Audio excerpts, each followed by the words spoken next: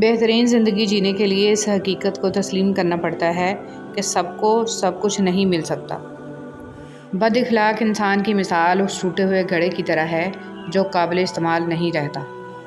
بچہ روزہ رکھ لے تو ماں سارا دن بچے کو محبت و شفقت سے دیکھتی رہتی ہے، پھر اللہ کریم تو 70 ماؤں سے زیادہ پیار کرنے والا ہے۔ 3 آدمیوں کی دعا رد نہیں کی جاتی، عادل حکمران کی، مظلوم کی، روزہ دار کی، حتیٰ کہ روزہ افطار کر لے۔ تم دعا کرنا کبھی مت چھوڑنا، کیونکہ جو لمحے صبر آزماتے ہیں دراصل وہی لمحے قبولیت کے ہوتے ہیں۔ حضرت ابو سعید رضی اللہ تعالیٰ عنہ کہتے ہیں کہ رسول صلی اللہ علیہ وسلم نے فرمایا، جو شخص دل پر زور ڈال کر صبر کرے گا اللہ بھی اسے صبر دے گا۔ رسول صلی اللہ علیہ وسلم نے ارشاد فرمایا، ہر چیز کی زکوٰۃ ہوتی ہے اور جسم کی زکوٰۃ روزہ ہے۔ رسول صلی اللہ علیہ وسلم نے ارشاد فرمایا، جس نے رمضان کے روزے کو فرض سمجھ کر ثواب کی امید سے رکھا وہ بخشا گیا۔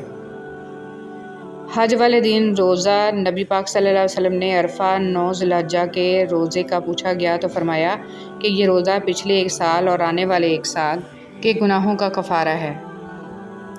رسول صلی اللہ علیہ وسلم نے ارشاد فرمایا، مومن کے لیے قیامت کے دن سایہ اس کا صدقہ ہوگا۔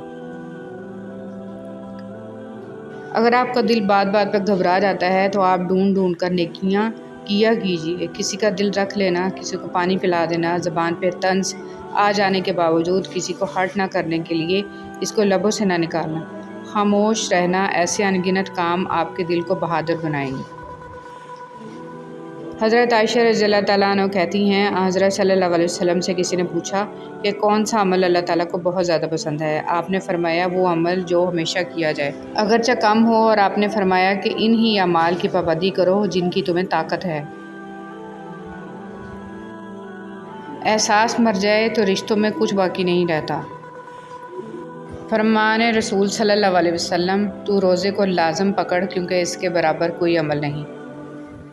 حضرت علی رضی اللہ تعالیٰ عنہ نے فرمایا، اللہ کے عذاب سے ڈرنا متقین و پرہیزگاروں کی عادت ہے۔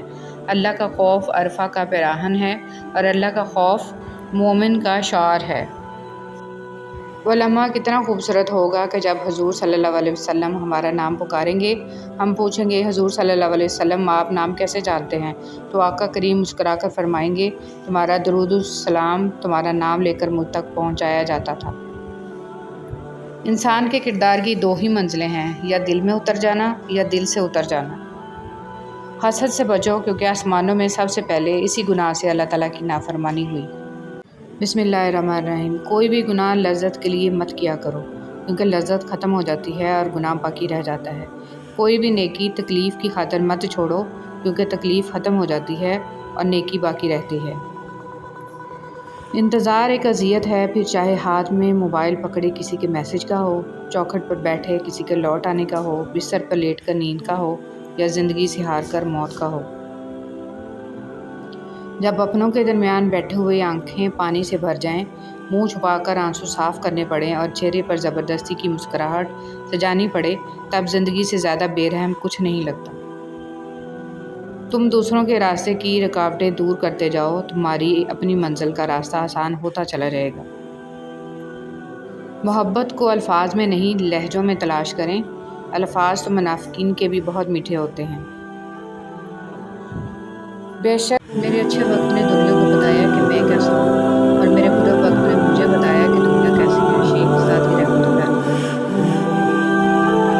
حضرت علی رضی اللہ تعالیٰ عنہ نے فرمایا، تم جنت نہ مانگو بلکہ تم دنیا میں ایسے کام کرو کہ جنت تم کو مانگے۔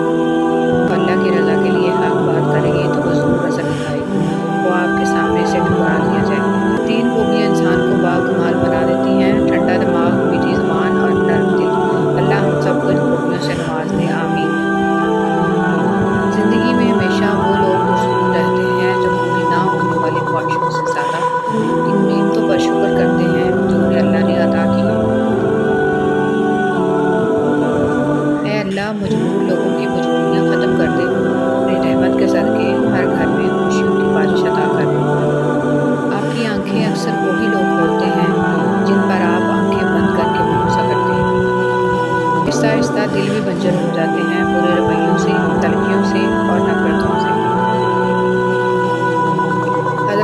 رضی اللہ تعالیٰ عنہ نے فرمایا